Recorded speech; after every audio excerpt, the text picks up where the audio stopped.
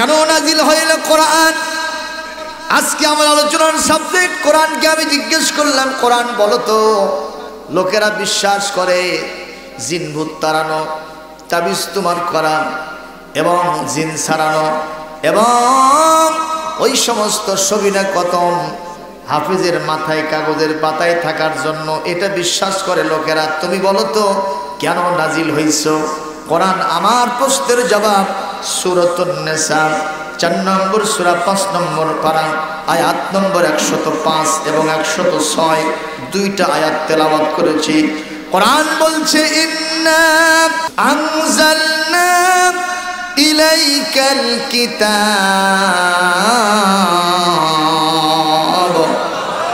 হে নবী এই কিতাব আপনার প্রতি আমি নাজিল করেছি। কেন? শুনে নেন, বিল হাক্কে সত্য সহকারে কোরআন নাজিল করেছি। উদ্দেশ্য হলো লিতাহকুমা বাইনান নাসি বিমা আরাকাল্লাহ। উদ্দেশ্য হলো আমার দেখানো পন্থা এবং পথ অনুযায়ী মানুষের মাঝে যে সমস্ত বিরোধ আছে, সমস্যা আছে, এগুলির সঠিক সুন্দর বিচার ফায়সালা করার জন্য আমি 30 পারা কোরআন নাজিল করেছি। তাহলে এই কিতাব শুধু মসজিদে থাকার জন্য আসে নাই, এই কিতাব কোর্ট কাছারিতে আদালতে থাকতে আসছে। ঠিক অল্প লোক বললেন কেন? আল্লাহর আয়াত তাই বলতেছে না, লিতাহকুমা বাইনান নাসি বিমা আরাকাল্লাহ, আমি আপনাকে যেভাবে দেখাবো এইভাবে মানুষের মাঝে বিচার ফায়সালা করবেন, এই জন্য আমি কোরআন নাজিল করেছি। সুবহানাল্লাহ, জোরে কর। এর থেকে শ্রেষ্ঠ কিতাব আর কি হতে পারে? আমাদের কপাল খারাপ, এত সুন্দর ইরশাদনামা থাকতে আমরা নিজেরাই আইন তৈরি করে বাংলাদেশের সংবিধান বানাইছি। কথা কন না কেন?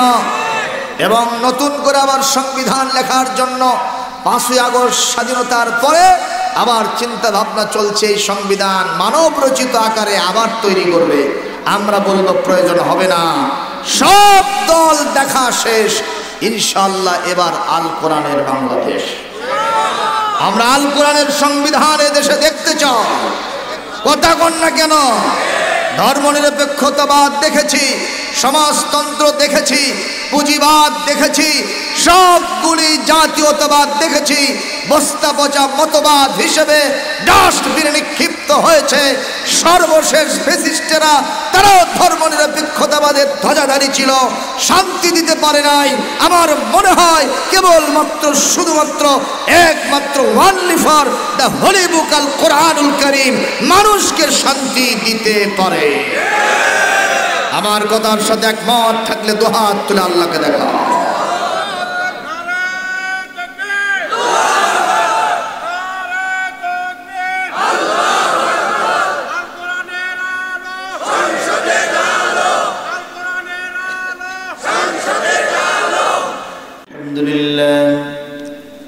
আলহামদুলিল্লাহিল্লাযী হাদানা লিহাযা وما كنا لنهتدي لولا أن هدانا الله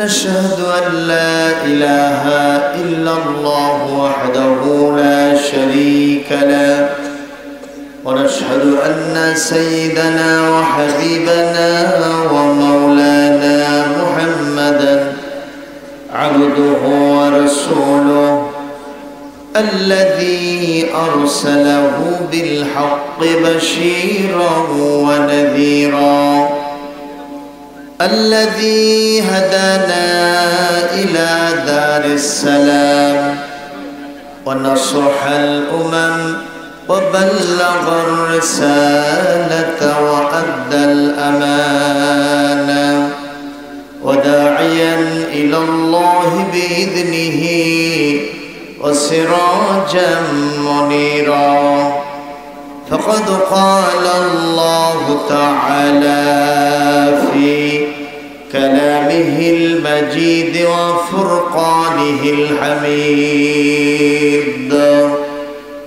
جرشر الشوي قلنا أعوذ بالله من الشيطان الرجيم بسم الله الرحمن الرحيم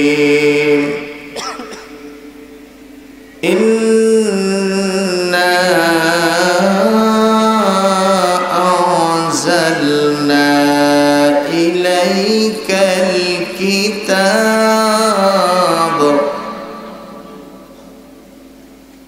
إنا أنزلنا إليك الكتاب بالحق لتحكم بين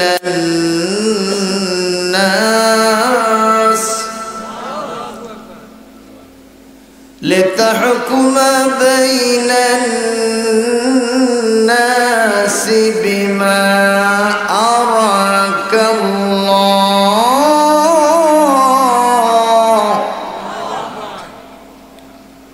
ولا تكن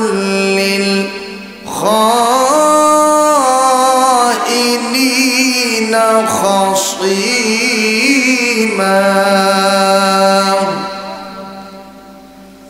واستغفر الله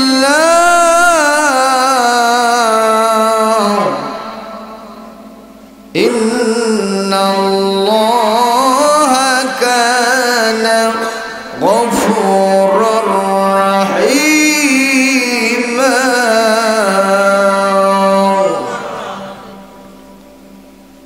واستغفر الله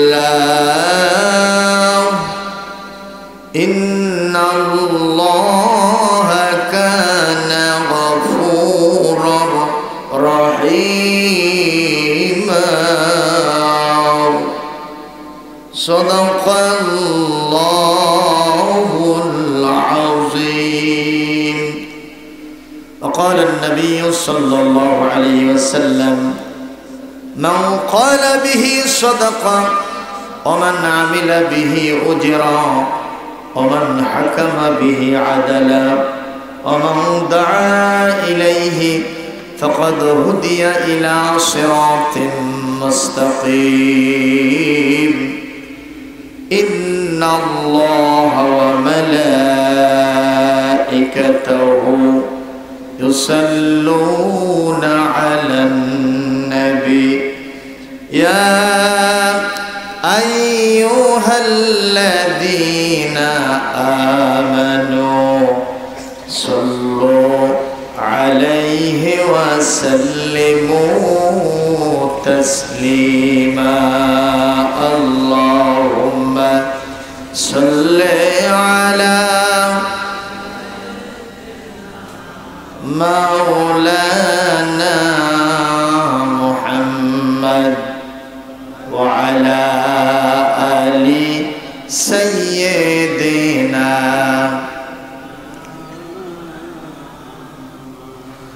مشرق حب محمد صلى الله عليه وسلم مطلع ديوان ما مطلع خورشید عشقاس سینه سو جانما. اللهم صل على مولانا محمد وعلى آل سيدنا محمد তার মানুষ বটে কিন্তু আমার মতো নয়, পাথর মাঝে মুক্তা সম দেখতে অতি জ্যোতির্ময়। আল্লাহুম্মা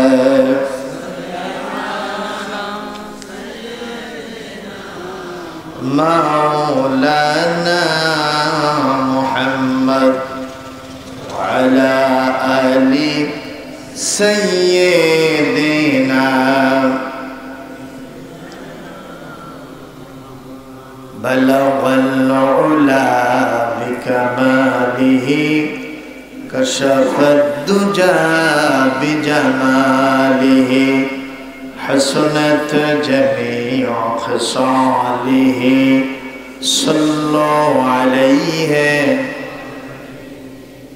محمد بشر ليس كالبشر بل هو ياقوت والناس كالحجر اللهم صل على مولانا محمد وعلى آل سيدنا ونبينا محمد একটু কালিমা পড়েন লা ইলাহা জোরে লা ইলাহা ইল্লাল্লাহ জোরে সরে লা ইলাহা ইল্লাল্লাহ নেই কোনো মাবুদ আল্লাহ ছাড়া লা ইলাহা ইল্লাল্লাহ লা ইলাহা জোরে লা ইলাহা দিন থাকিতে বান্ধ ভেলা কাজে লাগিবে সন্ধ্যা বেলা অগ্নি কুণ্ডে জিকির করেন ইব্রাহিম খলিলুল্লাহ লা ইলাহা জোরে লা ইলাহা ইল্লাল্লাহ এদিকে বসেন বাবা এদিকে জায়গা আছে এদিকে অনেক জায়গা আছে লা ইলাহা ইল্লাল্লাহু মুহাম্মাদুর রাসূলুল্লাহ সাল্লাল্লাহু আলাইহি ওয়াসাল্লাম। বগুড়া জেলার নন্দীগ্রামের ঐতিহাসিক একটি গ্রাম যার নাম গোসাই। এই গ্রামের পূর্বপাড়া ওয়াক্তিয়া মসজিদ এর উদ্যোগে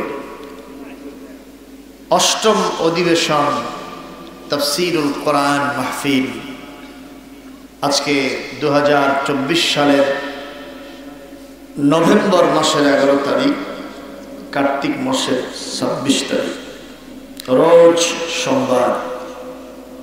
এটি হাদিসের ভাষায় ইয়াউমুল ইসনাইন। ইয়াউমুল ইসনাইন মানে সোমবার। আর ইয়াউমুল ইসনাইনের ফজিলত হলো ইয়াউমুল ইসনাইন এবং ইয়াউমুল খামিস সোমবার এবং বৃহস্পতিবার এই দুই দিন বান্দার আমল আল্লাহর দরবারে ফেরেশতা মণ্ডলী পেশ করে থাকে। সুবহানাল্লাহ। নবী করিম সাল্লাল্লাহু আলাইহি ওয়াসাল্লাম সপ্তাহে এই দুই দিন তিনি নফল রোজা ছাড়তেন না। সাহাবীরা জিজ্ঞেস করলেন হুজুর কেন রাখেন? বলে সোমবারে রোজা রাখি এজন্য ফিহি বুলিত্তু, এই দিনেই আমি রোজা কি বলে পৃথিবীতে জন্ম লাভ করেছি। সুবহানাল্লাহ। আর জোরে কোন সুবহানাল্লাহ। তাহলে রাসূলুল্লাহ তার নিজের জন্মদিন পালন করেছেন রোজা রাখার মাধ্যমে। জোরে কোন সুবহানাল্লাহ।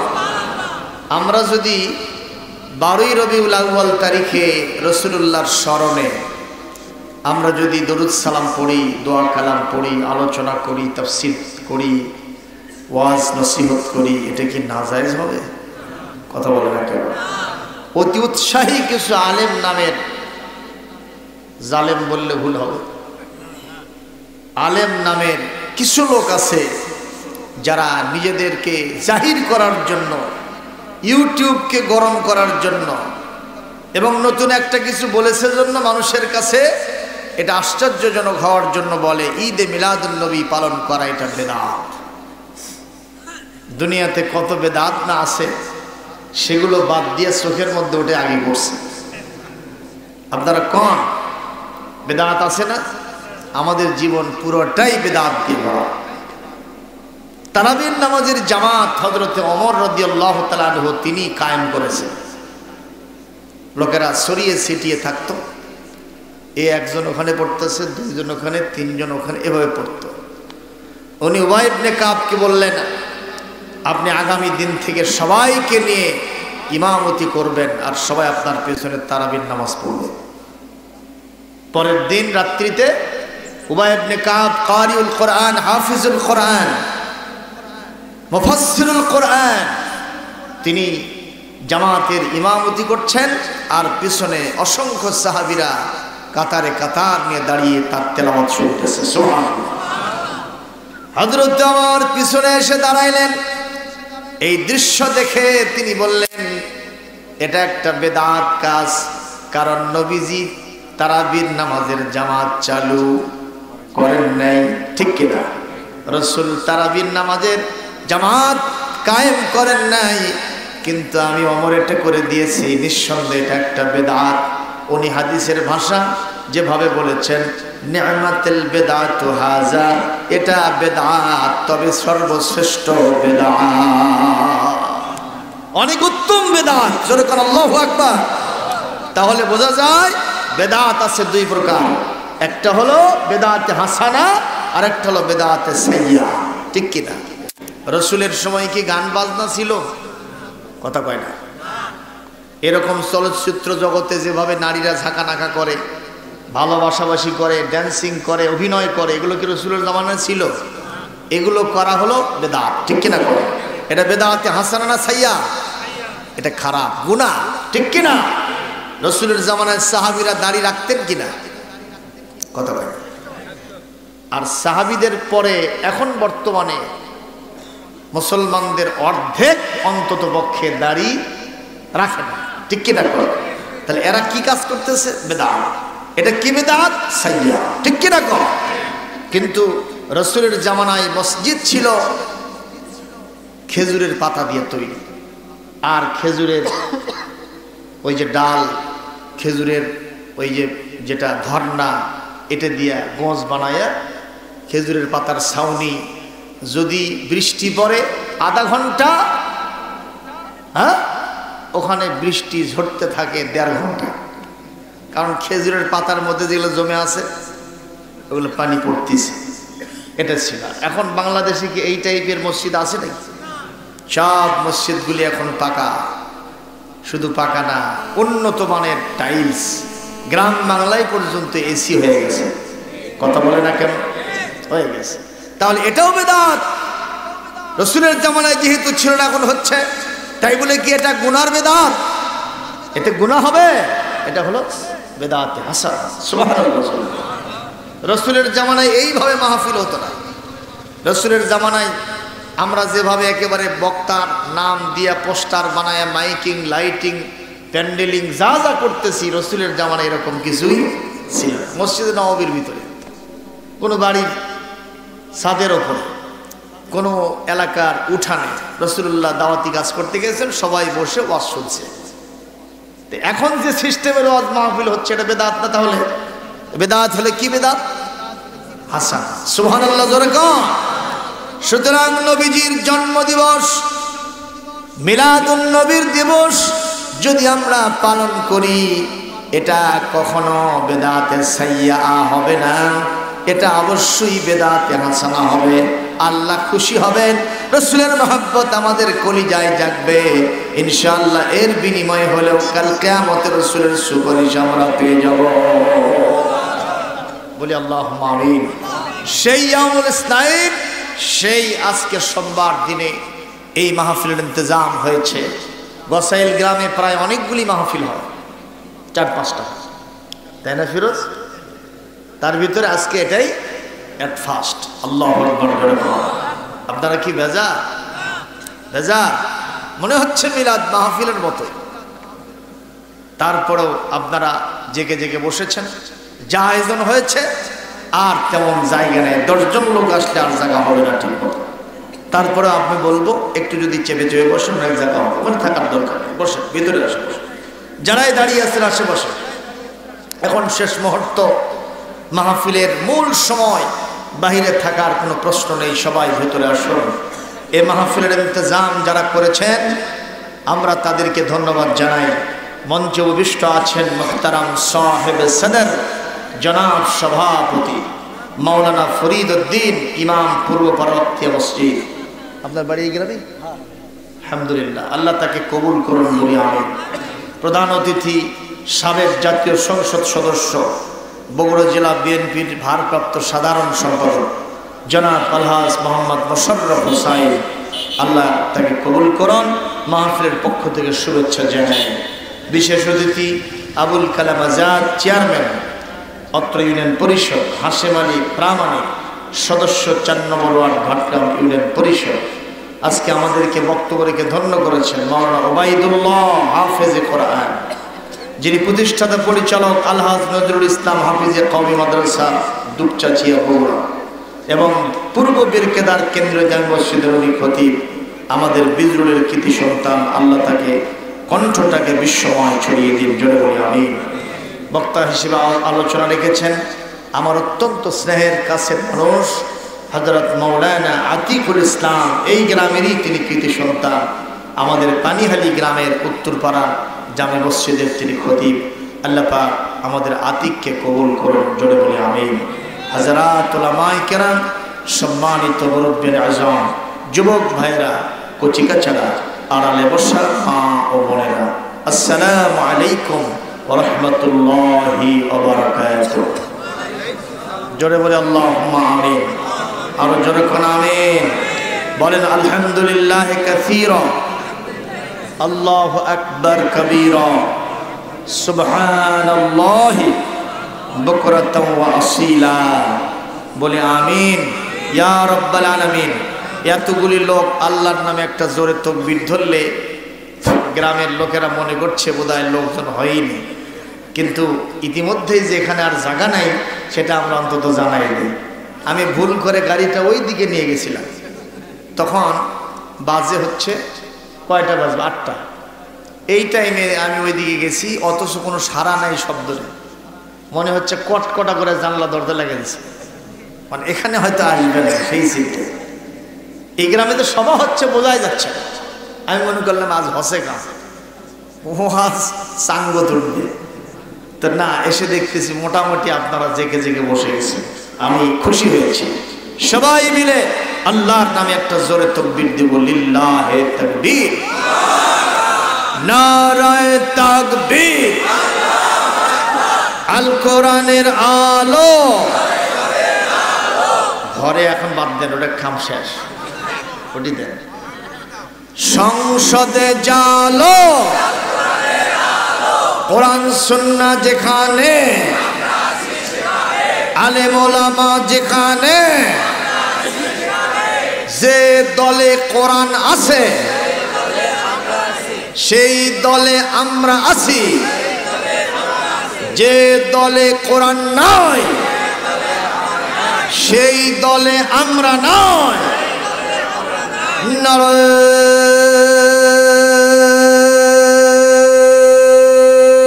তাকবীর। আলহামদুলিল্লাহ। সবাই কেমন আছেন?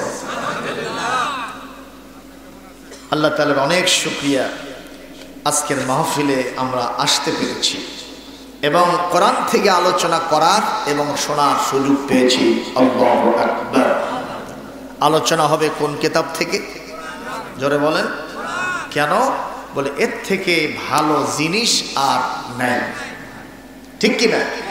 এখন তো সবগুলোই ভেজাল, ঠিক কিনা? আবার ভেজালের মধ্যে ভেজাল। গত বছর বগুড়ার শেরপুরে ভেজাল মদ খায়া 24 জন মরছে। ওরা জান্নাত পায়, তাই তো না? মানে জান্নাতের ভেতরে নাই তো পা। তাহলে মদটা কি আসল না ওটা ভেজাল? কথা কয় না। তারই ভেতরে কি ঢুকেছে? ভেজাল। আর আসলগুলোর তো ভেজালের হিসেবই নেই। হুজুর, মুসলমান কেবলমাত্র শুধুমাত্র একমাত্র ভেজাল মুক্ত একটা কিতাব আছে, যার নাম হলো লা ইয়াতিহিল বাতিলু মিন বাইনি ইয়াদাইহি ওয়ালা মিন খালফিহি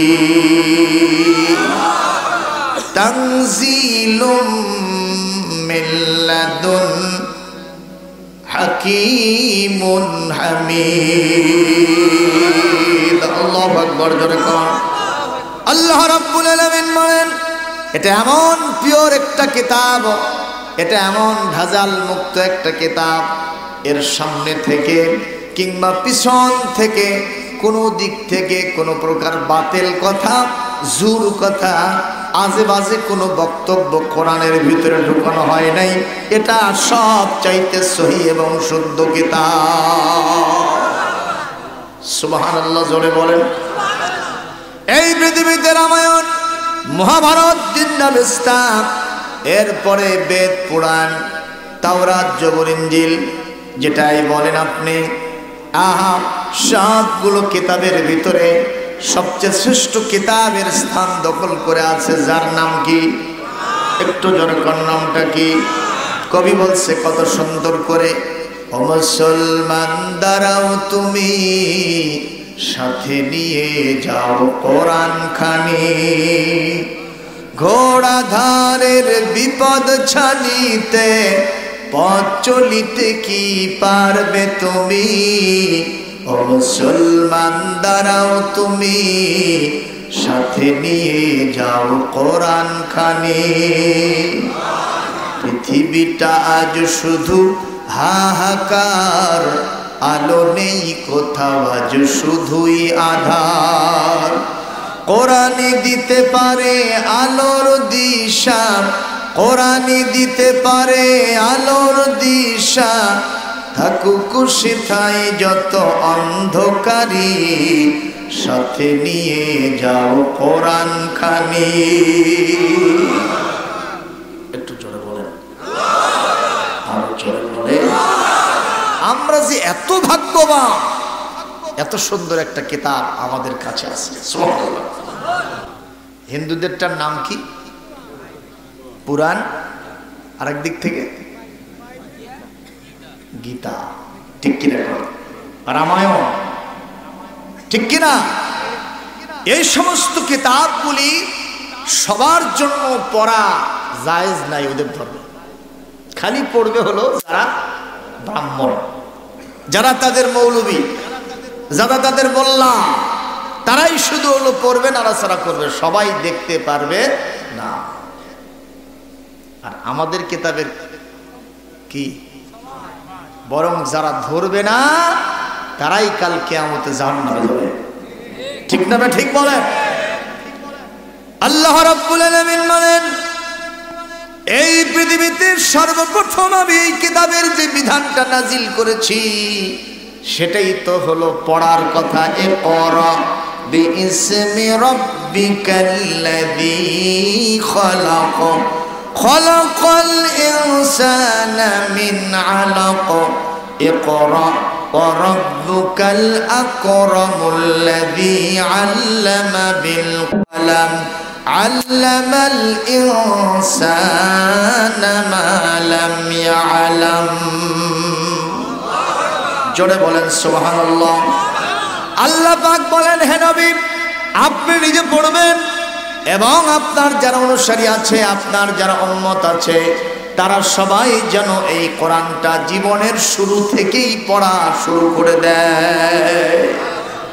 এমনকি সূরা আল মুজাম্মিলের ভিতরে আল্লাহ পাক বলেন, ফাকরাউ মা তায়াসসারা মিনাল কুরআন।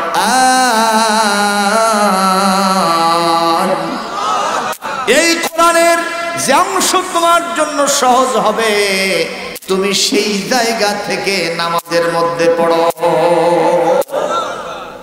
তাহলে সবার জন্য কোরআনটা অবারিত, অন্য কিতাব অবারিত নয়। আমার দেশের ছোট্ট একটা সোনামণি 5 থেকে 6 বছর বয়স, সেও কোরআনের হাফেজ হয়ে যায়। এটা একটা কোরআনের মুজিজা, এটা ভলিউম কিতাব, এত বড় কিতাব, 6666টি বাক্য, আয়াত, 86,000-এর উপরে শব্দ সংখ্যা, 554টি রুকু, 114টি ছোট বড় সূরা, আর আপনার 30 খান পারা দিয়ে এই কিতাবটা সন্নিবেশিত। এই ভলিউম কিতাব মুখস্থ করা খুবই সহজ, কথা কয় না কেন? রাত 3-24 ঘন্টা হার্ট অ্যান্ড সোল পরিশ্রম করে আমার সোনামণিরা সেটাকে হিফজ করে ফেলছে। সুবহানাল্লাহ। আপনাদেরকে একটা শুভ সংবাদ দিই। আপনারা হবে বলবেন হুজুর কিসের আবার শুভ সংবাদ? সেটা হলো এই, আল্লাহর রহমত, গত মাসখানিক পূর্বে, 1 মাস হয়তো হয়নি এখনো, আমার কলিজার টুকরা দ্বিতীয় সন্তান সে কোরআনের হাফিজ হয়ে গেছে। আমার ইচ্ছা ছিল যে আমার অন্তত একটা ছেলে হাফিজ হোক। আমি নিজে তো হাফিজ হই নাই, কিন্তু আমার ছেলেটা হাফিজ হলে অন্তত হাফিজের পিতা হিসেবে কিয়ামতে উঠতে পারবো। কথা বল না কেন? হাফিজের পিতা হওয়া কি ভালো না খারাপ? সেটা কি? যদি ওই হাফেজ সাহেব কাল কিয়ামতে আল্লাহর পক্ষ থেকে অর্ডার পায়, তুমি জান্নাতে চলে যাও, হাফেজ দৌড়াবে, আল্লাহ বলবেন ইরজি ইলাইয়া, কাম ব্যাক, তুমি ফিরে আসো। এই তোমার কিছু দরখাস্ত আছে? হাফেজ সাহেব বলবে দরখাস্ত তো আসি আল্লাহ। কি আছে? কয় এখনো আমার বাপ মাকে জান্নাতে দেখতে পাচ্ছি না, যদি পারমিশন দেন তাহলে আমি আমার বাপ মাকে নিয়ে জান্নাতে যাব। আল্লাহ বলবেন মঞ্জুর। বলবে আর কিছু আছে? বলে আমার ওস্তাদজিকে চাই। বলে মঞ্জুর। আল্লাহ আমি আমার ভাই বোনদেরকে চাই। মঞ্জুর। আমি আমার দাদা দাদিকে চাই, নানা নানিকে চাই। মঞ্জুর। এইভাবে হতে হতে 10 জন সংখ্যা এমন হবে যাদের জন্য জাহান্নাম ওয়াজিব হয়ে গিয়েছিল, হাফেজে কোরআনের সুপারিশে আল্লাহ তাদেরকে জান্নাতে দিয়ে দিবেন। তাহলে এই কিতাব পড়লে লাভ না লস? জোরে বলতে হবে, লাভ না লস? সেই কিতাব আল্লাহ আমাদেরকে দান করেছেন। আজকে দুঃখজনক হলেও সত্য, এই কিতাবের যারা অনুসারী হয় তাদের মর্যাদা এদেশে খুব বেশি একটা হয় না, ঠিক কিনা? বরং গত টাইমে তারাই ছিল ওনাদের কলিজার শত্রু, কথা কয় না? নাস্তিক আর মোরতাদরা ছিল তাদের কলিজার বজম ফ্রেন্ড, অন্তরঙ্গ বন্ধু, ঠিক কিনা? কিন্তু আল্লাহ রাব্বুল আলামিন বলছেন এই পৃথিবীতে আমি আলেমদেরকে বেশি ভালোবাসি। আলেমদের সাথে যারা শত্রুতা করে, এটা যখন বেশি বেশি জমতে থাকে আমার আরশে আজিম পর্যন্ত আযাবে গজবে তর্জন গর্জন করতে থাকে, ফেলে পড়তে থাকে, আমি আল্লাহ পাকের গজব আযাব, আমার রাগ ক্রোধ তখন আরো বেশি বেড়ে যায়, আমি তাদের বিরুদ্ধে অ্যাকশনে চলে যাই। কথা বল ঠিক না ঠিক? আমরা সেই সূত্র ধরে বলবো, বর্তমান ইন্টারিম গভর্নমেন্ট যারা অন্তর্বর্তীকালীন সরকার আছেন, আমরা দেখতে পাচ্ছি আপনাদের ভেতরেও কিছু কিছু পচা পচা লোক ঢুকে যাচ্ছে। কথা বলেন না কেন? গতকালকে 2 জন লোককে 3 জনকে উপদেষ্টা বানানো হয়েছে, তার ভিতরে 2 জনকে বানানো হয়েছে যারা গত ফেসিবাদের দোসর ছিল। বৈষম্য বিরোধী ছাত্র আন্দোলন ঢাকা রাজপথে তারা নেমেছে, তারা বলে আর যাই হোক ইনি সাহেবকে উপদেষ্টা মানা যাবে না। কথা কন না কেন? কারণ গত পতিত যারা স্বৈরাচার ফ্যাসিস্ট, তাদের সাথে তাদের অনেক অন্তরঙ্গ মুহূর্তের ছবি আছে, ভাইরাল হয়ে গেছে, এগুলো প্রমাণ করে এরা ইসলামের কেউ নয় এবং বাংলাদেশের মূলধারার সাথে যারা আছে তাদের সাথেও কেউ নয়। এরা হলো ফেসিবাদের দোসর, তাদেরকে ওখানে স্থান দেওয়া কখনো উচিত হয় নাই। জোরে কোন ঠিক কিনা? এইটা যদি দেয় কি হবে? এখানে যারা অভিনয় করবে, এখানে যারা খেলায় ভালো করবে, এখানে যারা ডান্সিং প্রোগ্রামে ভালো করবে, কনসার্টে ভালো করবে, এদেরকে পুরস্কৃত করা হবে। কিন্তু দেখা যাবে যারা কোরআন প্রতিযোগিতায় বিশ্বের বিভিন্ন জায়গা থেকে নামি দামি পুরস্কার নিয়ে আসলো, আমার দেশে আসলে তাদেরকে তিরস্কার করা হবে। একটা ফুলের তোড়াও তাদেরকে কেউ দেবে না। জোরে কোন কথা ঠিক কিনা? কথা বলেন ঠিক কিনা? এই যে কয়েকদিন আগে আমার ওয়াজ মাহমুদ তুরস্কে প্রায় 1.5 শতাধিক দেশকে পরাজয় বরণ করায় দিয়া সে কোরআন হিফজ প্রতিযোগিতায় ফার্স্ট হয়েছে, বিশ্ব বিজয়ী দেশে বাংলাদেশের এই জমিনে পদার্পণ করেছে। সাব গেমস নারীদের ওখানে যে খেলা হলো, আসামে না কোথায় হলো এটা, এই যে পার্শ্ববর্তী দেশে, সেখানে তারা ভালো করলো নেপালে, সেখান থেকে আসলো খোলা জিপে গোটা বাংলাদেশের রাজপথে তাদেরকে ঘুরানো হলো ল্যাংটা মার্কা মহিলাদেরকে। প্রধান উপদেষ্টা কার্যালয়ে ডেকে নিয়ে তাদেরকে পুরস্কার দিয়েছে।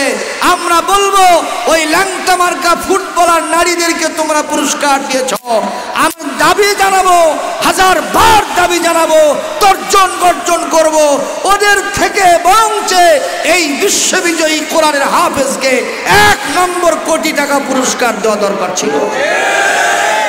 কথা কোন ঠিক না ঠিক?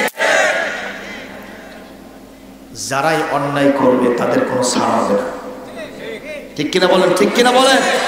অবশ্যই ইন্টারিম গভর্নমেন্ট যারা আছে, অন্তর্বর্তীকালীন সরকার, তারা যে সবাই আল্লাহর ওলিয়ে কথা বলার সুযোগ নেয়, কিছু খারাপ কাজ তাদের দ্বারাও হয়ে যাচ্ছে, সেগুলোর সমালোচনা ঠিক করতে হবে। কথা বলেন, আমরা অতীতেও সমালোচনা করেছি, এখনো করছি, করতেই থাকবো।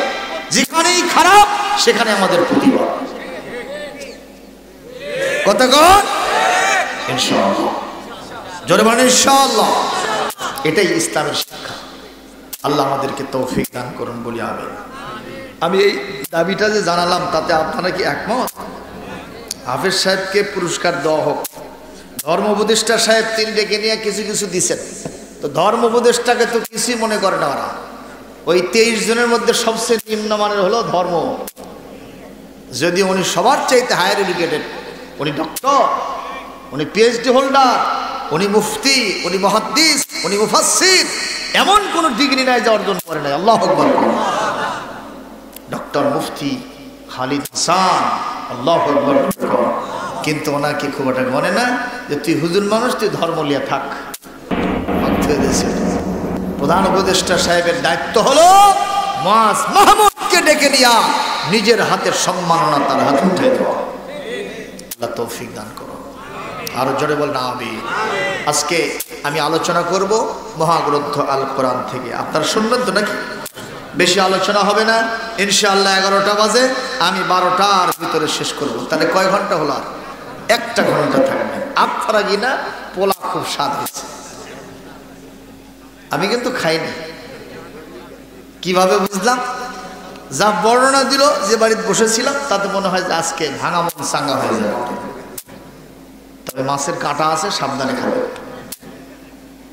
বল্টু দেয় নেই, দাম একটু বেশি, তো এই জন্য কষ্ট হচ্ছে। চালাবো, শুরু করব। আমরা মনে করতাম এই কোরআনটা নাজিল হয়েছে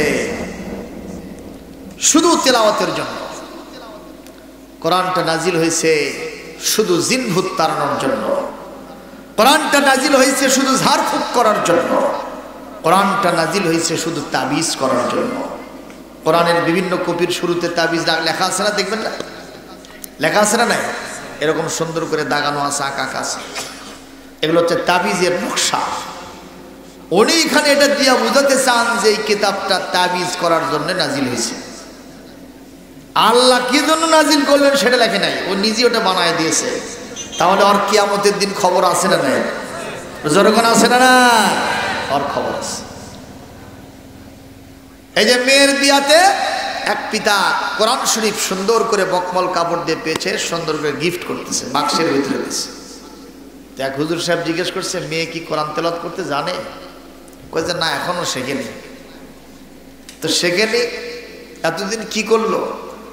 কয় রবীন্দ্রসঙ্গীত শিখেছে, নজরুল সঙ্গীতের প্যানপ্যানের সুর শিখেছে, আর কি দেশাত্মবোধক গান শিখেছে, আর কি লালন সঙ্গীত শিখেছে, ছায়াছবির গান, এগুলো শিখেছে। কোরআন শিখতে পারলো না, ভালো কথা। তো কোরআন দিচ্ছেন কেন? তে বলছে দিচ্ছে এই জন্য, এটা খুব পবিত্র কিতাব, তো ঘরের ভিতরে রাখলে আমার মেয়ের ঘরে জিন ভূত ঢুকবে না। কিরকম চিন্তা ঠিক করছে মুসলমান? এই মেয়ের কনসেপ্ট, এই মেয়ের পিতার কনসেপ্ট হলো এই কোরআন যেখানে থাকে সেখানে জিন ভূতের আসর হয় না। ও মুসলমান, এইগুলো কোরআনের ফায়দা হতে পারে, কিন্তু এগুলো হলো নফল ফায়দা। অতিরিক্ত জিয়াদা ফায়দা। কোরআন কারীমের আসল ফায়দা হলো একটা দেশের ভিতরে ওই সেক্রেটারিয়েটে, বঙ্গভবনে, গণভবনে এবং বিভিন্ন অফিসে আদালতে, বিভিন্ন কোর্ট কাছারিতে, বিভিন্ন চেয়ারে যে সমস্ত ভূতেরা বসে আছে, এই কোরআন দিয়া সেই ভূতগুলোকে সারানো যাবে। কথা কোন ঠিক না ঠিক? কেন নাজিল হইল কোরআন?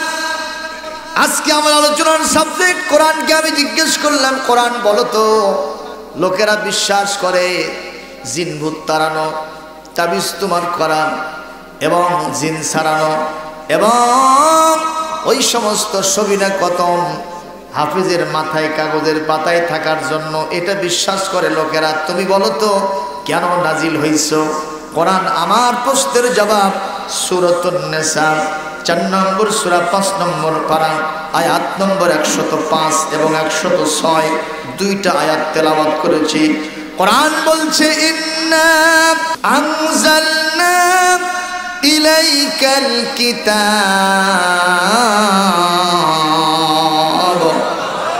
হে নবী এই কিতাব আপনার প্রতি আমি নাজিল করেছি। কেন? শুনে নেন, বিল হাক্কে, সত্য সহকারে কোরআন নাজিল করেছি। উদ্দেশ্য হলো লিতাহকুমা বাইনান নাসি বিমা আরাকাল্লাহ। উদ্দেশ্য হলো আমার দেখানো পন্থা এবং পথ অনুযায়ী মানুষের মাঝে যে সমস্ত বিরোধ আছে, সমস্যা আছে, এগুলির সঠিক সুন্দর বিচার ফায়সালা করার জন্য আমি 30 পারা কোরআন নাজিল করেছি। তাহলে এই কিতাব শুধু মসজিদে থাকার জন্য আসে নাই, এই কিতাব কোর্ট কাছারিতে, আদালতে থাকতে আসছে। ঠিক অল্প লোক বললেন কেন? আল্লাহর আয়াত তাই বলতেছে না, লিতাহকুমা বাইনান নাসি বিমা আরাকাল্লাহ, আমি আপনাকে যেভাবে দেখাবো এইভাবে মানুষের মাঝে বিচার ফায়সালা করবেন, এই জন্য আমি কোরআন নাজিল করেছি। সুবহানাল্লাহ, জোরে কর। এর থেকে শ্রেষ্ঠ কিতাব আর কি হতে পারে? আমাদের কপাল খারাপ, এত সুন্দর ইরশাদনামা থাকতে আমরা নিজেরাই আইন তৈরি করে বাংলাদেশের সংবিধান বানাইছি। কথা কন না কেন? এবং নতুন করে আবার সংবিধান লেখার জন্য 5ই আগস্ট স্বাধীনতার পরে আবার চিন্তা ভাবনা চলছে, এই সংবিধান মানব রচিত আকারে আবার তৈরি করবে। আমরা বলবো প্রয়োজন হবে না, সব দল দেখা শেষ, ইনশাআল্লাহ এবার আল কোরআনের বাংলাদেশ। আমরা আল কোরআনের সংবিধান দেশে দেখতে চাই। কথা কন না কেন? ধর্মনিরপেক্ষতাবাদ দেখেছি, সমাজতন্ত্র দেখেছি, পুঁজিবাদ দেখেছি, সবগুলি জাতীয়তাবাদ দেখেছি, বস্তা পচা মতবাদ হিসেবে ডাস্টবিনে নিক্ষিপ্ত হয়েছে। সর্বশেষ ফ্যাসিস্টেরা, তারাও ধর্মনিরপেক্ষতাবাদের ধ্বজাধারী ছিল, শান্তি দিতে পারে নাই। আমার মনে হয় কেবলমাত্র শুধুমাত্র একমাত্র ওয়ানলি ফর দ্য হোলি বুক আল কোরআনুল কারীম মানুষকে শান্তি দিতে পারে। আমার কথার সাথে একমত থাকলে দুহাত তুলে আল্লাহকে দেখা।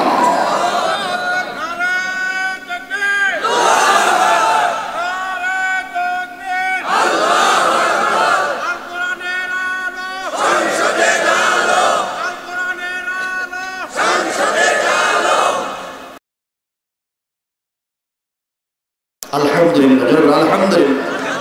ওনার সাথে সুর মিলিয়ে আমি বলতে চাই, কবি বলছে, আল কোরআনের পথ, এই পথই আসল পথ। এখানে ইসলামী আন্দোলনের অনেক লোকজন আছে, এই যে আমার মুরব্বী, ওনার মুখে আগে অনেক গান শুনছি, নামটা ভুলে যায়, আফসার আলী মীর, মারহাবা কম। উনি খালি শুনতেছে আর করছে, দিলটা আমিও গাইছি আগে।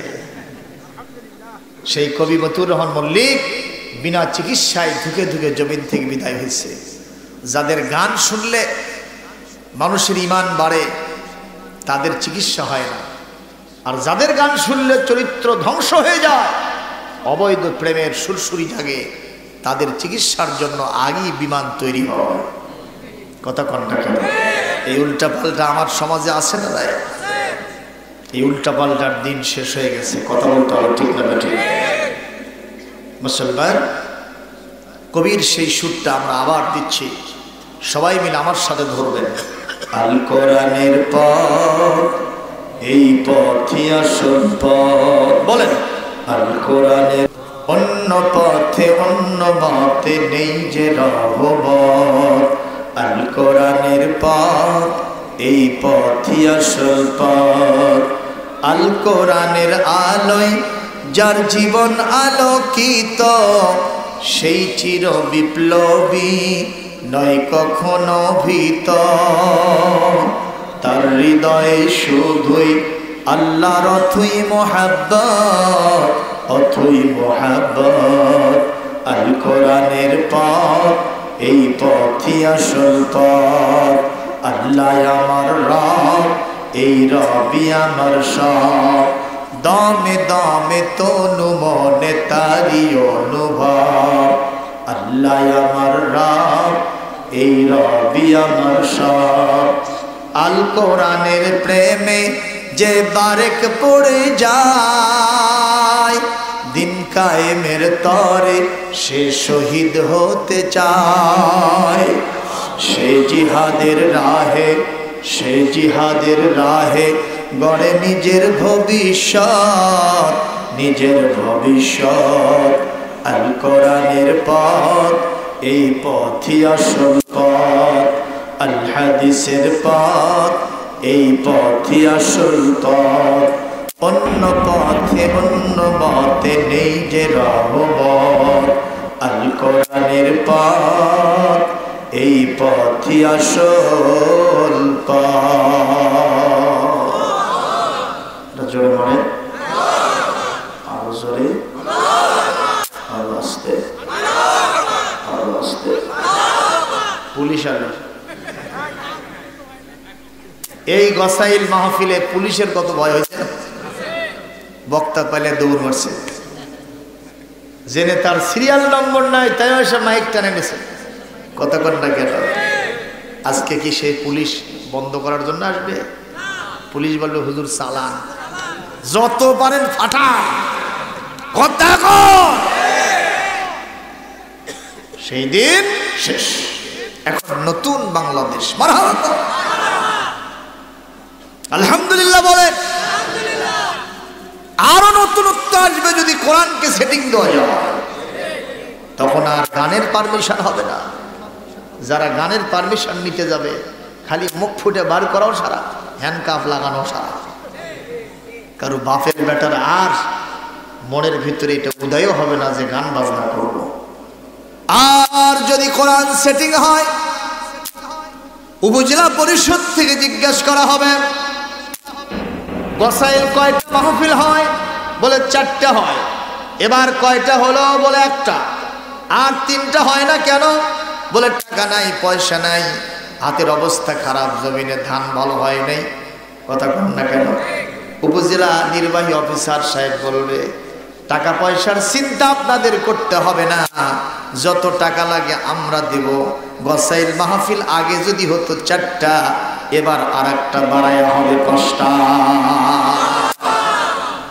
অনুমতি দেওয়া লাগবে না, আপনার চাপ দিয়ে মাহফিল করা হবে।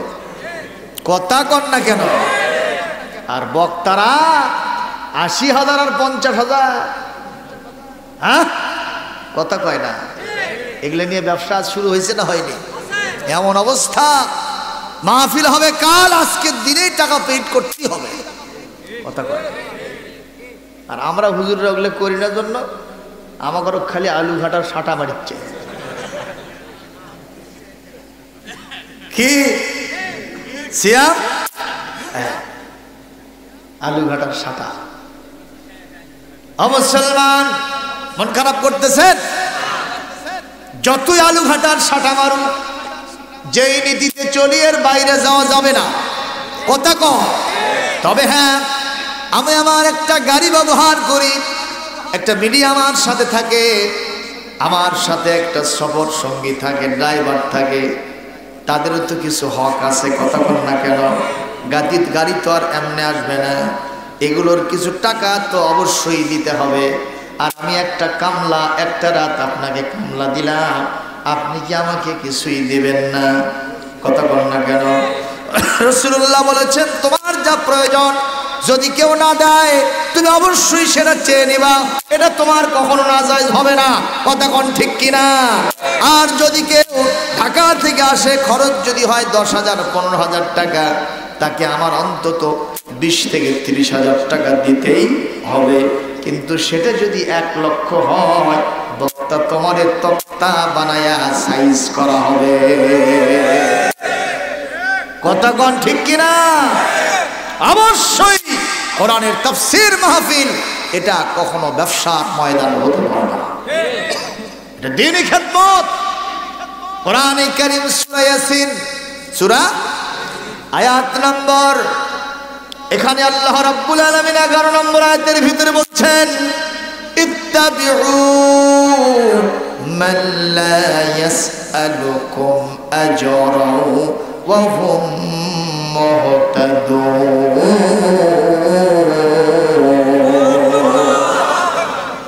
অনুসরণ করো তার, দিনের পরিশ্রম করে দিনের কাজ করে পারিশ্রমিক নেয় না যিনি।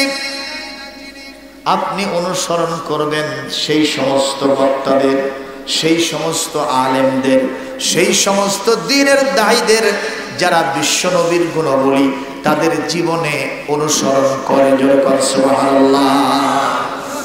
ওই বিজয়ের দিনে, মক্কা বিজয় যেদিন হলো, খেয়াল করুন, এক বুড়ি তার একটা বিরাট পোটলা নিয়া একবার জমিনে পড়ে আর একবার ওঠে, ঠিক না ঠিক? আমার নবীজি সামনে দাঁড়ায় বললেন, ইয়া আইয়াতুহাল আজুজ আইনা তুরিদিন আইনা তাযহাবিন, এ বুড়ি তুমি কই যাও? বুড়ি বলতেছে, বাবা তুমি কি জানো না আজকে আমাদের বিপদের দিন। আজ থেকে 8 বছর পূর্বে আব্দুল্লাহর বেটা মুহাম্মদকে আমরা এখান থেকে খেদায় দিছিলাম। সে আব্দুল্লাহর বেটা মুহাম্মদ বিজয়ী বেশে আজকে মক্কায় ঢুকেছে। কাফের যাকে পাবে জনমের মতো কেটে কেটে টুকরা টুকরা করে দেবে। আমি সেই মুহাম্মদের ভয়েতে নিরাপদ দূরত্বে পালাইতেছি। কথাগুলো কাক বলে? যেখানে গিয়ে বাঘের ভয় সেখানেই যেন রাত্রি হয়। আমার নবীজি বললেন, বুড়ি কষ্ট হয় না? বলে অবশ্যই কষ্ট হয়। তাহলে বুড়ি রে, কেন একজন পারিশ্রমিক দিয়া শ্রমিক নেও নাই, একজন চাকরকে কেন নেও নাই? বুড়ি বলতেছে, বাবা বেটা বেটি সব নিজেদের জান প্রাণ নিয়ে পালায় চলে গেছে, আর আমি টাকা পয়সা দিয়ে একজন শ্রমিক পাই নাই যে আমার এই মালটা বহন করবে। হুজুর বললেন, যদি আমি এই মালটা বহন করি তুমি খুশি না বেজার? বুড়ি বলছে, বাবা তোমার মতো সুন্দর যুবককে যদি আমার একজন শ্রমিক হিসেবে পাই, আমার কলিজা ঠান্ডা হয়ে যাবে। তুমি আমার এটা বহন করে নিরাপদ দূরত্বে নিয়ে যাবা, আমি তোমাকে পৌঁছে দেওয়ার পরে এতগুলো টাকা দিব। আমার নবীজি মাথার উপরে পোটলা নিয়ে সামনে চলতেছেন, আর বুড়ি পিছনে পিছনে যায়, আর মনে মনে বলে, আব্দুল্লাহর বেটা মুহাম্মদ নবী না হইয়া এই মানুষ যদি আমাদের নবী হতো কপাল খুলে যেত। জোরে কর আল্লাহু আকবার। আমার নবীজি অনেক দূরত্বে যাওয়ার পরে বুড়ি বলতেছে, বাবা এখানেই রাখো, এটা আমার নিরাপদ জায়গা। এখান থেকে যত দূর আমি এসেছি অন্তত আব্দুল্লাহর বেটা মুহাম্মদ এত দূর আসতে পারবে না। আমার নবীজি বললেন, বুড়ি তাহলে থাকো, আমি যাই। বলে, বাবা একটু দেরি করো। বুড়ি খালি খুঁতি হাতাহাতি করে, কি দেবে? টাকা দেবে। নবীজি বললেন, টাকা লাগবে না, আমি তোমার দোয়া চাই, টাকা চাই না। আল্লাহু আকবার কর। বুড়ি বলতেছেন, আনিতেই হবে। বলছে, না আমি এমন একজন মানুষ, ইত্তাবিউ মান লা ইয়াসআলুকুম আজরা ওয়া হুম মুহতাদুন। আমি এমন এক নবী, বলে আমি এমন এক মানুষ, মানুষের উপকার করে কোনো টাকা পয়সা চাই না। আমি এমন মানুষ, তোমার উপকার করেছি। বুড়ি বলতেছে, বাবা তোমার কথা শুনে আমি আশ্চর্য হয়ে গেলাম, কারণ এই মক্কার জমিনে বিনা পয়সায় মানুষ মানুষের উপকার করে এ দৃশ্য চোখে দেখা দূরের কথা, মানুষের মুখে জীবনে গল্পেও শুনি নাই। তুমি পয়সা নেবে না, অথচ আমার এতগুলো মাল, এখানে টাকা পয়সা আছে, সোনা দানা আছে, দিনার দিরহাম আছে, তুমি একটাও নিলা না। সবগুলি সুন্দর সুন্দর করে বুঝায়, পাই পাই করে বুঝায় দিয়ে যাও। তোমার নামটা একটাবার আমাকে বলো। নবীজি বলেন, পরিচয় দেব না, পরিচয় দেওয়ার দরকার নাই, শুধু দোয়া চাই। বুড়ি বলে না, পরিচয় দিতে হবে। নবীজি দেবেন না, বুড়ি ছাড়ে না। আচ্ছা মতো যখন ধরেছে আল্লাহর নবী তখন বললেন, বুড়ি কান খাড়া করো, যার ভয়েতে তুমি এত দূর এসেছো আমি সেই নবী মুহাম্মদুর রাসূলুল্লাহ। বুড়ি তার চোখ থেকে দরদর করে পানি ছেড়ে দিয়েছে। তুমি যা তোমার, তুমি যা তুদার, তোমার সম্পর্কে মক্কার লোকেরা এত বাজে কথা আমার কানে শুনেছে। তুমি নাকি সন্ত্রাসী, তুমি নাকি জঙ্গিবাদী, তুমি নাকি স্বাধীনতা বিরোধী। কথা কয় না, জোরে কথা কি বলে না?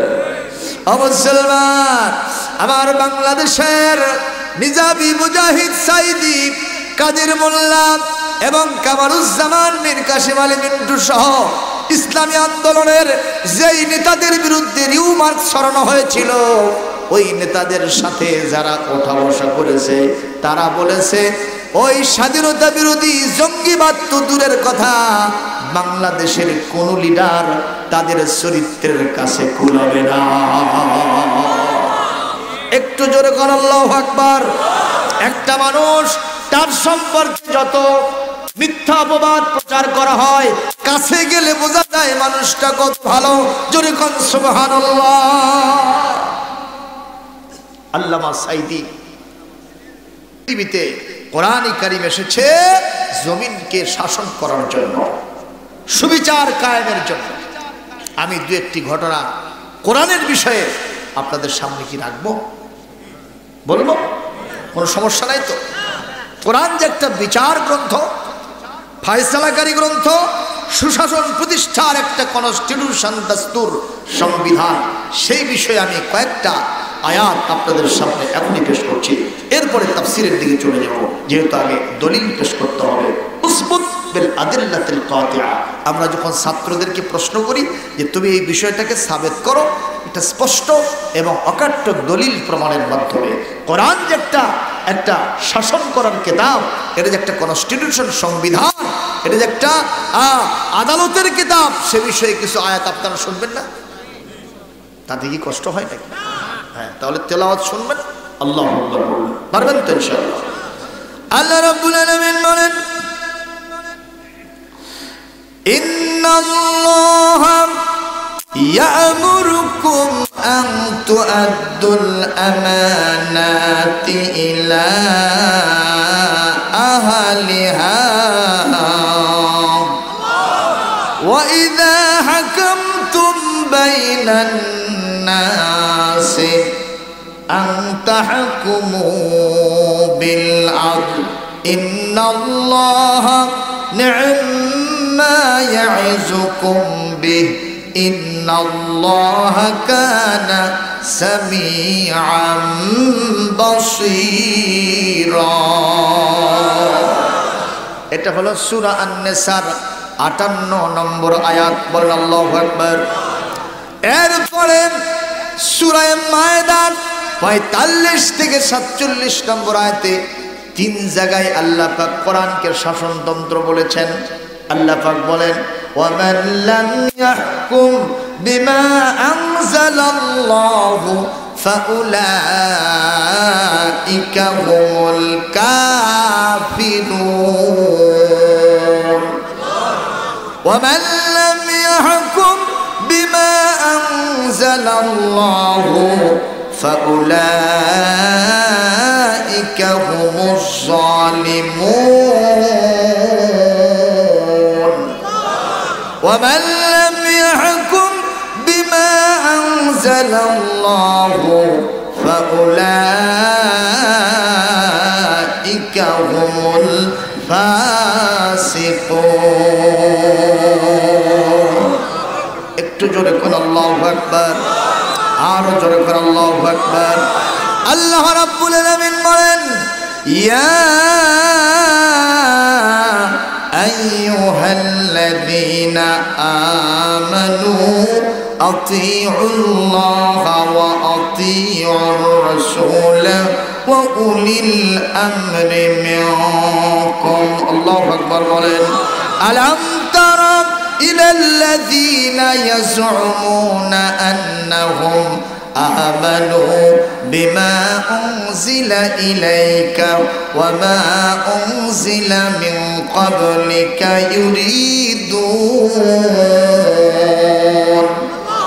يريدون أن يتحاكموا إلى الطاغوت وقد أمروا أن يكفروا به ويريد الشيطان أن يضلهم ضلالا بعيدا। এটা হলো সূরা নিসার 59 নম্বর আয়াত এবং 60 নম্বর আয়াত। জোরে কোন আল্লাহু আকবার। এরপর আল্লাহ রাব্বুল আলামিন সূরা আরাফের 3 নম্বর আয়াতের ভিতরে বলছেন, ইত্তাবিউ মা উনজিলা ইলাইকুম মির রাব্বিকুম ওয়া লা তাত্তাবিউ মিন দুনিহি আউলিয়া قليلا ما تذكرون। আর পড়বো না, আপনাদের বিরক্তি আসতেছে। এগুলো সব কোরআন সংবিধান হবে সেই বিষয়ে ইরশাদনামা কে পেশ করেছেন? তাহলে একটু সুবহানাল্লাহ বলুন, আর জোরে বলেন সুবহানাল্লাহ। সুতরাং কোরআনে কারীম যে সংবিধান, এই বিষয়ে যদি কোনো হুজুরের দ্বিমত থাকে, ওই হুজুরকে খেজুর বানায় পাঠায় দেবে। তো সিবে খাওয়ায়, খেজুর কিভাবে খাওয়া লাগে? খাওয়া লাগে না। সুতরাং কোন হুজুর যারা কোরআন থেকে আলেম হয়েছে, কোরআন যেটা সংবিধান, এ ব্যাপারে কোনো দ্বিমত পোষণ করতে পারবে না। এটা যদি করে, বালাম ইবনে বাউরা যে হযরত মুসার বিরুদ্ধে দোয়া করতে চাইছিল, এর সাথে আর তার সাথে মিল হয়ে গেছে। কথা কোন ঠিক না বেঠি? এই জন্য বলবো, আজকে যারা বাংলাদেশে কোরআনের শাসন প্রতিষ্ঠার স্বপ্ন দেখেন, শুধু এক গ্রুপের হুজুর হলে হবে না।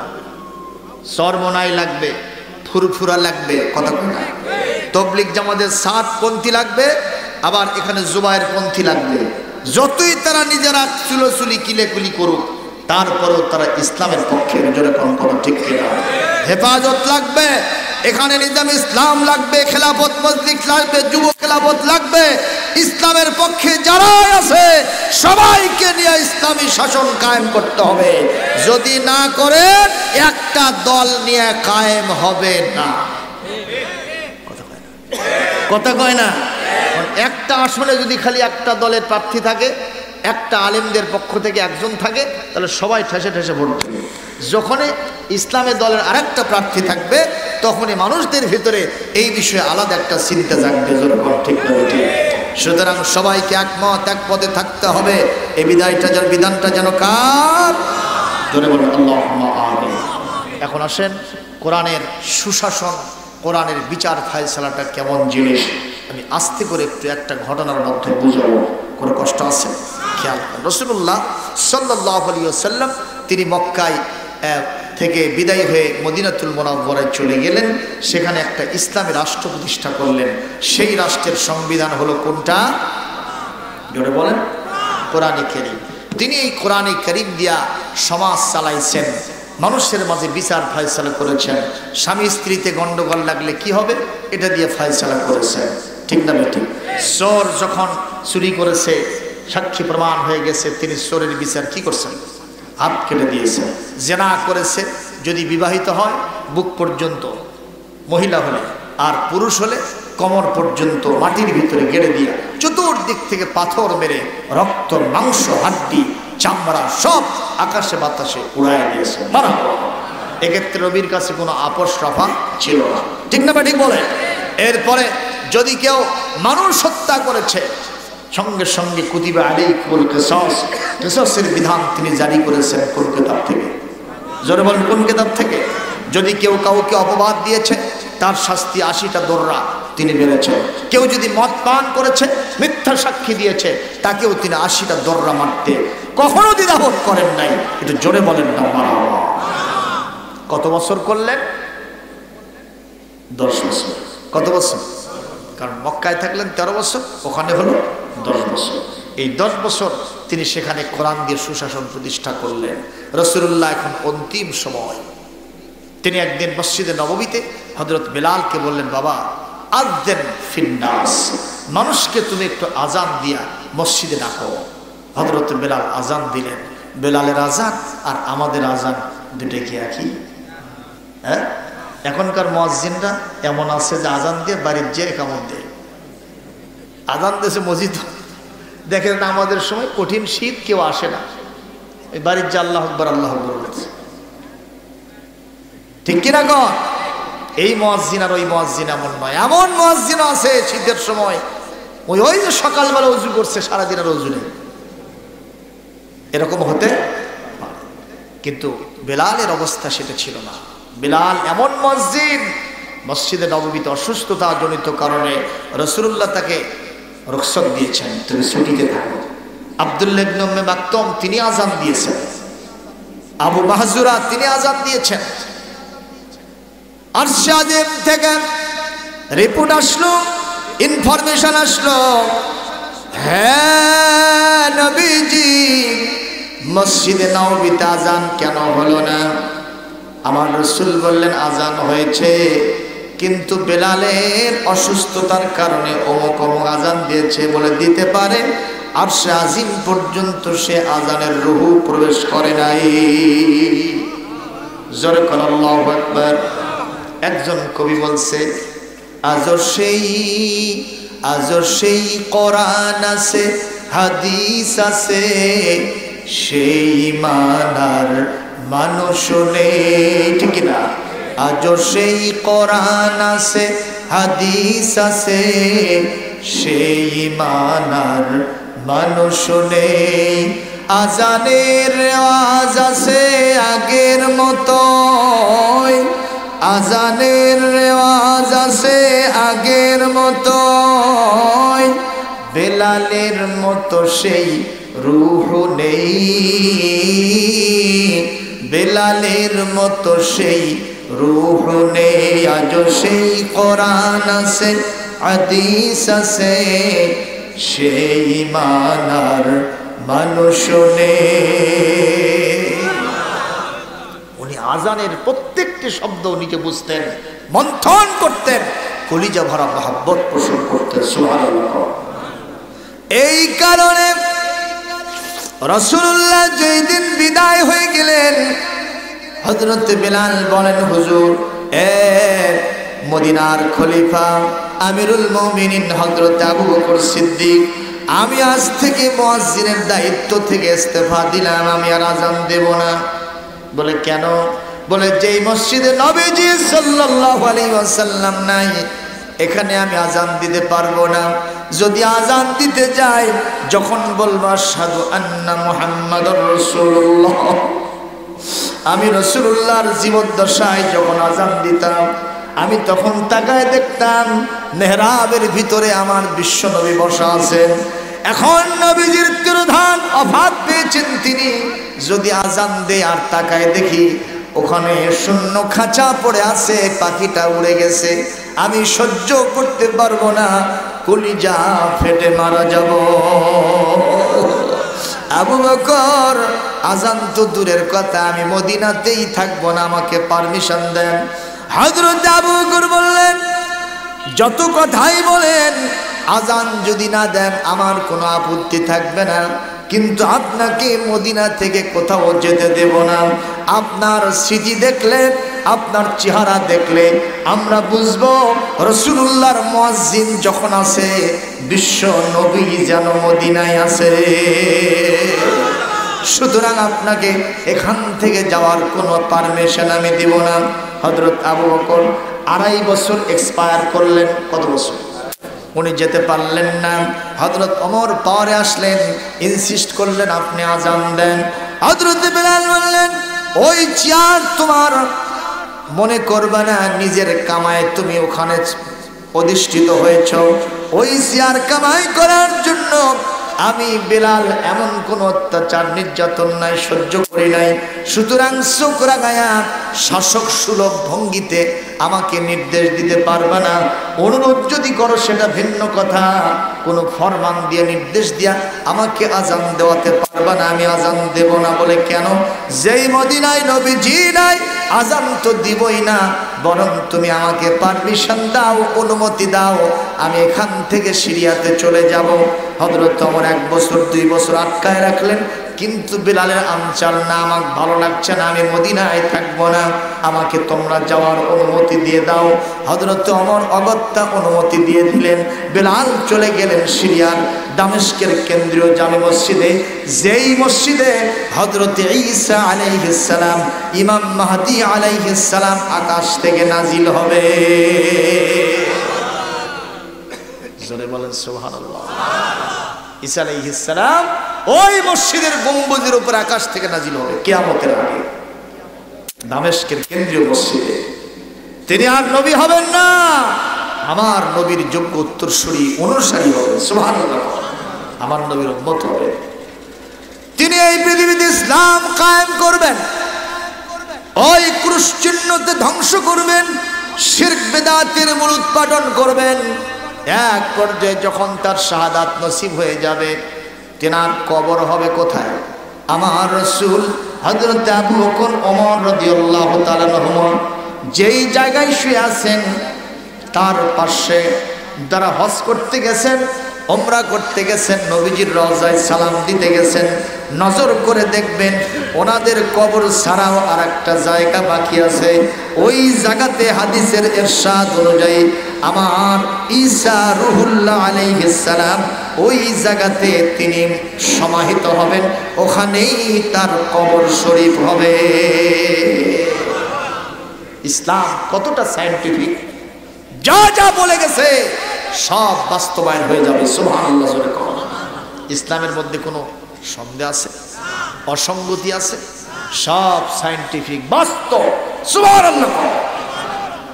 ওটা দেখলে ঈমান বাড়বে না যে এখানে একটা জায়গা বাকি আছে, এই জায়গাতে ঈসা আলাইহিস সালাম শুয়ে থাকবে। এখন পর্যন্ত সৌদি আরব সেখানে হাত দেয় না। যত বড় বাদশাহ হোক, খাদিমুল হারামাইনের শরীফাইন, তাদের চিন্তা রাসূলুল্লাহ যা বলে গেছেন এটা বাস্তবায়িত হবে, সেখানে ঈসা আলাইহিস সালামকে আমরা সমাহিত করব। সুবহানাল্লাহ। দামেস্কের কেন্দ্রীয় মসজিদে উনি যেয়ে মানুষের সাথে খুব বেশি কথা বলেন না। রাসূলের বিরহ জ্বালা তার অন্তরকে ব্যথিত করে। তিনি নামাজ পড়েন, আস্তে করে ঘুমিয়ে যান, ঘুম তো নাই, তন্দ্রার মতো একটু হয়। হযরত ওমর রাষ্ট্রীয় সফরে সিরিয়াতে গেলেন। কথাগুলো শুনতেছেন? একটু বোঝা যায় ভাইজান? রাষ্ট্রীয় সফরে উনি সিরিয়াতে গেছেন। ওনার চিন্তা বেলালের সাথে যদি দেখা হয় ওনাকে ধরে বান্দে সান্দে নিয়ে আসবে। উনি চলে গেছেন। যাওয়ার পরে সেখানে তিনি নামাজ পড়লেন। দেখেন এক কর্ণে কোনায় চুপ করে হযরতে বেলাল বসে আছে।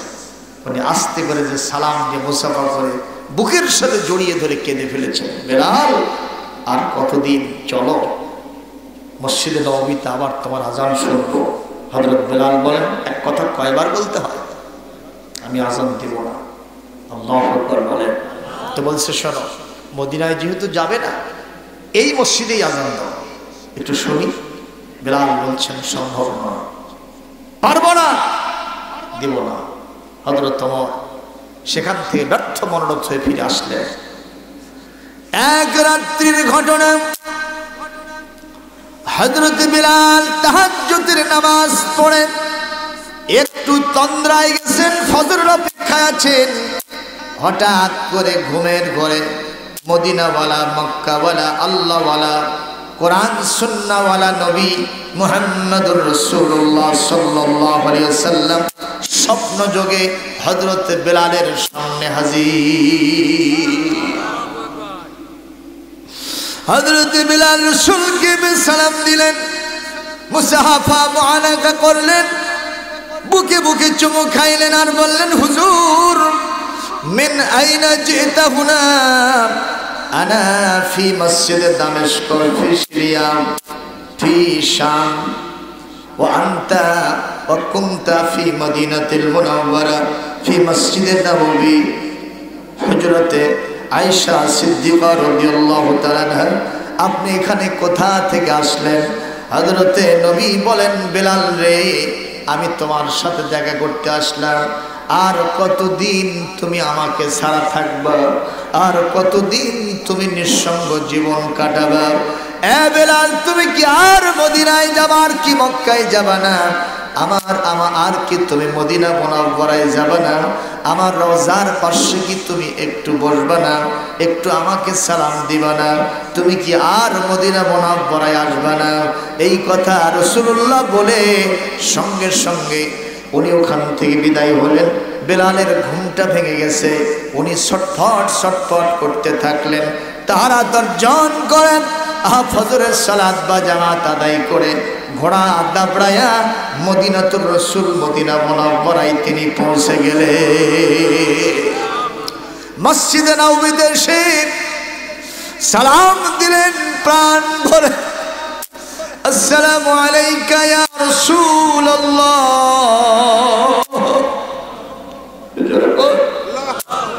আসসালামু আলাইকা ইয়া হাবিবাল্লাহ আলাইকা আসসালাম ইয়া রাসূলুল্লাহ ও মুসলমান যারা আপনারা মদিনা সফর করছেন একটু হাত তুলে দেখান তো কারা কারা মদিনায় আমার নবীর রওজায় সালাম দিয়েছেন হাজী সাহেবরা বলেন তো নবীর রওজায় যখন সালাম দেওয়া হয় তখন মনে হয় আমি এসেছি এমন জায়গায় যেই মানুষের জন্য গোটা পৃথিবী পাগল যেই নবীর কথা হাদিসে পড়েছি কোরআনের পাতায় পড়তে পড়তে যে নবীর আলোচনা শুনেছি দেখেছি সেই নবীদের হাজার বছর আগে বিদায় হয়ে গেছে আজকে আমি তার পাশে এসে দাঁড়িয়ে গেছি রে আরে ইনি ছাড়া আমার আর কে আছে আপনার এত শান্তি লাগবে দুনিয়ার মিষ্টি ফল ফলাদি ভালো খাবার খেয়ে এরকম শান্তি খুঁজে পাবেন না এজন্য কবলি বলছে পাইলে নিরালাই গো রাসূল পাইলে নিরালা আমি দুই কদমে চুমু খাবো আমি দুই কদমে চুমু খাবো চরণ ধুলি মাগবো গায় পাইলে নিরালাই গো রাসূল পাইলে নিরালা মদিনা শরীফ বহু দূরে লোহিত সাগরের পারে রে সালাম দিলে সালাম শোনে সালাম দিলে সালাম শোনে মদিনারি রওজায় পাইলে নিরালায় আমি দুই কদমে চুমু খাবো চরণ ধুলি মাগবো গায় পাইলে নিরালাই গো রাসূল পাইলে নিরালা কেমন লাগলো একটু জোরে কোন কেমন লাগলো এগুলো হলো মরমের সঙ্গীত হুব্বে রাসূল রাসূলের ভালোবাসার সঙ্গীত বল আল্লাহু আকবার বেলাল সালাম দিয়া কাটা কবুতরের মতো ছটফট ছটফট করা শুরু করছে সব জায়গায় এলান হলো ডিক্লারেশন হলো বেলাল আসছে এখন তো মদিনার মসজিদে আজান শুরু হয়ে যাবে সাহাবায়ে আজমাইন সবাই এসে ওনাকে তুললেন ইতিমধ্যেই তিনি সেন্সলেস বেহুশ হয়ে গেছেন মাথায় পানি দেওয়ার পরে আল্লাহর রহমতে তার সম্বিত ফিরে আসলো হযরতে বেলালকে সবাই বললেন বেলাল আরেকটা বার ইরকাব আলাল মিনারের উপরে চড়েন আর আযিন ফিন্নাস কামা আযযামতা ফি জামানি রাসূলিল্লাহ আল্লাহ রাসূলের সময় যেভাবে তুমি আযান দিতে ওইভাবে আরেকটা বার ওখানে দাঁড়ায় আযান দাও হযরত বেলাল বলেন কাল্লা কাল্লা কাল্লা ওয়াল্লাহি বিল্লাহি তাল্লাহি লা উআদ্দিনু ফি হাদিহিল মিনার। আল্লাহর নামে শপথ দিয়ে বলছি, আমি এই মিনারে আর আজান দেব না, আর আজান দেব না। এই কথা যখন বেলাল বলে সবাই ফেল হয়ে যায়। লাস্টে সর্বশেষে হযরতে আমিরুল মুমিনিন খলিফাতুল মুসলিমিন ওমর এসেছেন, তিনি খলিফা হিসেবে এসে বলছেন, বেলাল কারো কথা শোন নাই, আমি এখন চেয়ারে আছি সামনে, আপনি তো সেটা জানেন, আমার কথায় অন্তত আর একটা বার আজান দিতে হবে। হযরত বেলাল বলেন, না দিব না, তুমি অবশ্যই ওই চেয়ার আমাদের গায়ের ঘাম ঝরার মাধ্যমে, রক্ত ঝরার মাধ্যমে কামাই করেছ, ঠিক না ঠিক বলেন? সুতরাং ওখানে বসে তুমি আমার উপরে মাতবাড়ি করতে পারো না, এটা আমি কখনো দেব না, দেব না, দেব না। বাইদি ভাই কথাটা রাসূলুল্লাহর স্মৃতি ধারণকারী দুইজন সাহাবী সিবতু রাসূলুল্লাহ সাল্লাল্লাহু আলাইহি ওয়াসাল্লাম আল হাসান ওয়াল হুসাইন সাইয়্যিদা শাবাবি আহলিল জান্নাহ। হাসান হুসাইনের কানে পৌঁছে গেছে, বেলাল আবার আসছে। দুই ভাই বুক ভরা আশা নিয়ে দৌড়। শুনতেছেন? কষ্ট হচ্ছে বছর। বুক ভরা আশা নিয়ে আসছেন, এসে বেলালকে সালাম দিয়ে বলতেছেন, চাচা ইয়া আম্মিল মুহতারাম জিতা মিনাশ শাম ইলাল মদিনাতিল মুনাওয়ারা নাহনু নাফরাহু লাকা। আপনার জন্য আমরা গর্ববোধ করছি, আমরা শুনতে পেয়েছি এই মদিনার আবাল বৃদ্ধ বনিতা আপনাকে আজান দেওয়ার জন্য ইনসিস্ট করেছেন, অনুরোধ করেছেন, আপনি কারো কথা শোনেন নাই। ও চাচা, আমরা দুই ভাই এসেছি, টাকা চাই না, পয়সা চাই না, আপনার কাছে কিছুই চাই না। আমরা কোন মানুষ আপনি তো জানেন, আমাদের নানার কাছে জীবনে আমরা যা চেয়েছি তিনি কোনোদিন সেটা ফেলে দেন নাই।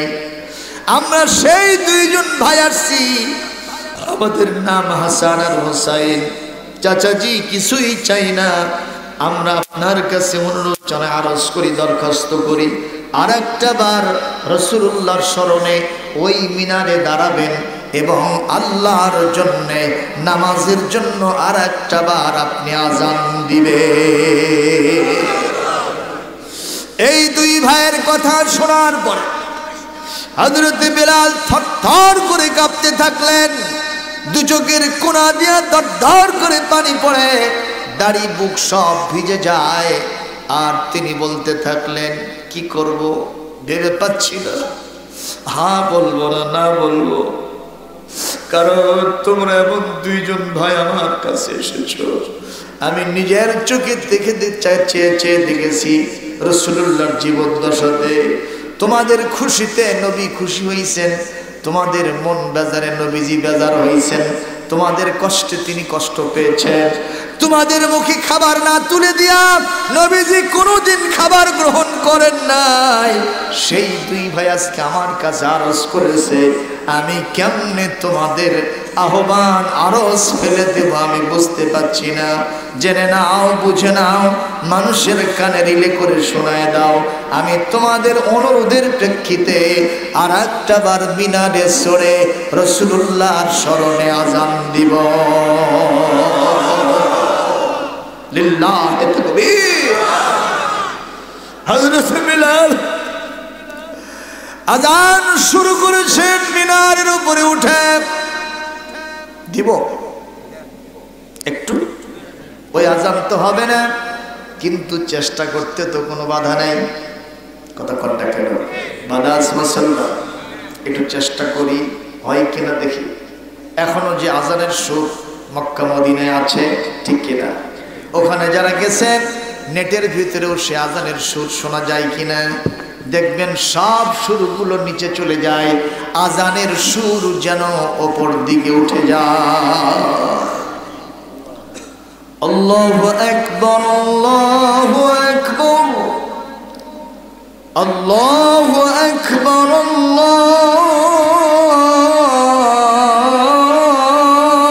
আকবার। আশহাদু আন লা ইলাহা ইল্লাল্লাহ,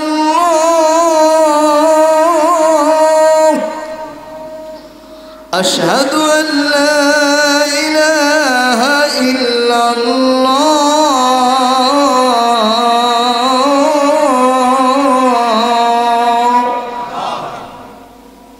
চতুর্দিকে এই আওয়াজ ছড়িয়ে গেছে, আকাশে বাতাসে রণিত অনুরণিত, ধ্বনিত প্রতিধ্বনিত হতে হতে মক্কা মদিনার সব বাসা বাড়িতে এই আযানের সুর পৌঁছে গেছে। সুবহানাল্লাহ। কে দিয়েছেন পৌঁছে? রাসূলুল্লাহ বিদায় হজ্জের দিনে তার সামনে আরাফাতের ময়দানে প্রায় 100 লক্ষ সাহাবী ছিল। কত? তার মানে 1,25,000-এর কাছাকাছি। আল্লাহু আকবার। বিদায় হচ্ছে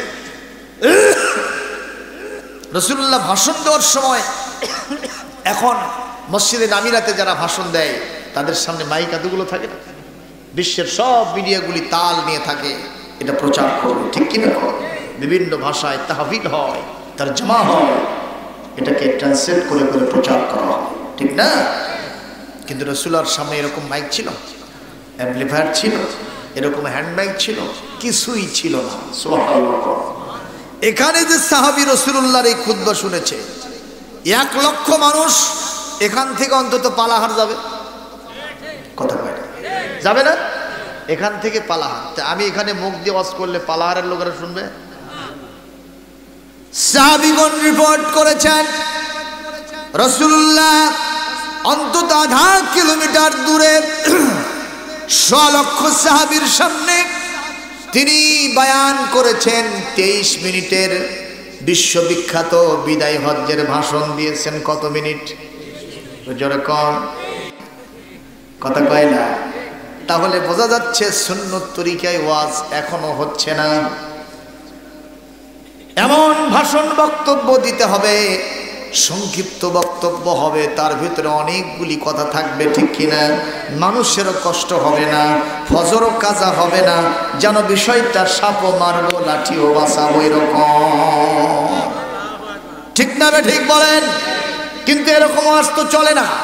ও মুসলমান, খেয়াল করেন, ওই সাহাবী বলেছেন, রাসূলুল্লাহর যে সাহাবী ওনার কাছে থেকে ওনার ভাষণ শুনেছেন, আমি 0.5 কিলোমিটার দূরত্ব থেকে রাসূল যে টনে ভাষণ দিয়েছেন, ওই টনে ওই আওয়াজে রাসূলুল্লাহর সবগুলি ভাষণ আমার কানে আমি শুনেছি। কে পৌঁছায় দিয়েছেন? একটু জোরে কোন, কে পৌঁছায় দিয়েছেন? সে আল্লাহ এখনো আছেন না নাই? এ কম দামি বক্তার চাতাও পড় সরকন, ঠিক ভাইরা? মন খারাপ করতেছে? যখন তোমার কেউ ছিল না তখন ছিলাম আমি, এখন তোমার সব হয়েছে, পর হয়েছি আমি। লা ইলাহা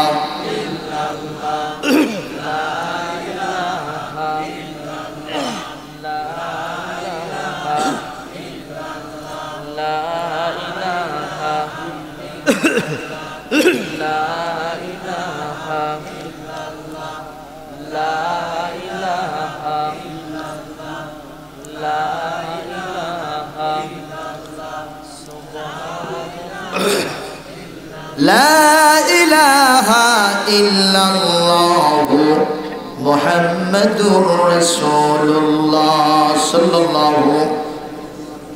বেলাল এমন সাহাবী যার শানে কোরআনের আয়াত পর্যন্ত নাজিল হয়েছে। সুবহানাল্লাহ। কোন বেলালের শানে নাজিল হয় একটা আয়াত কি পড়ব একটু জেনে নেন।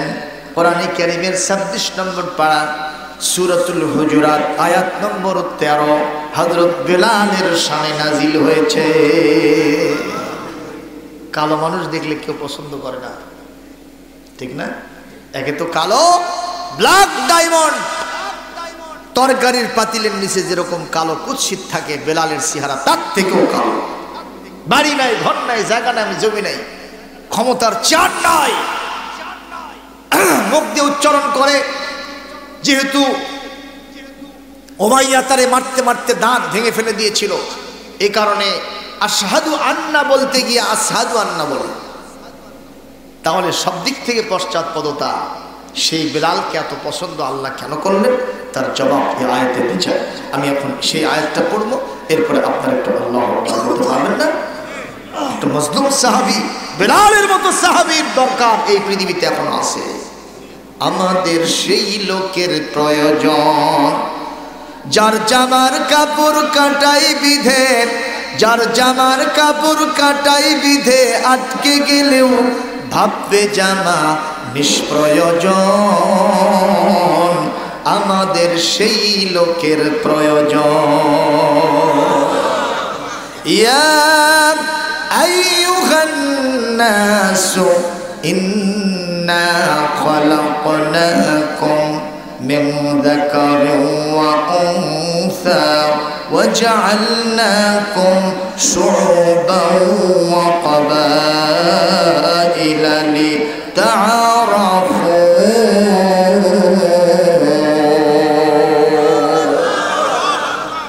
إن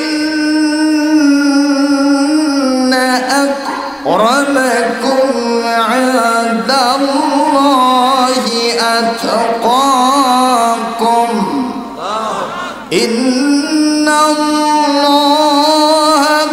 عليم خبير।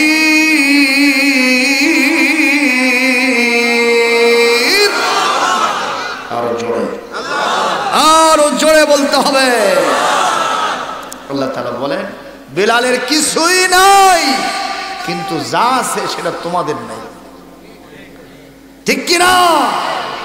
অতীত স্বৈরাচার, তোমাদের ল্যান্ড ফোর্স, এয়ার ফোর্স ছিল, আর্মি ছিল, র্যাব ছিল, বিজিবি ছিল, কথা কোন? কিন্তু আল্লাহর ওলিদের কিচ্ছুই ছিল না। যেই রাত্রিকে নিজামীকে ফাঁসি দেওয়া হলো, আমি নিজেকে অত্যন্ত অসহায়ত্ব বোধ করলাম। এই গোটা জমিন কেউ কি নাই তার পক্ষে? নিস্তব্ধ নীরবতা।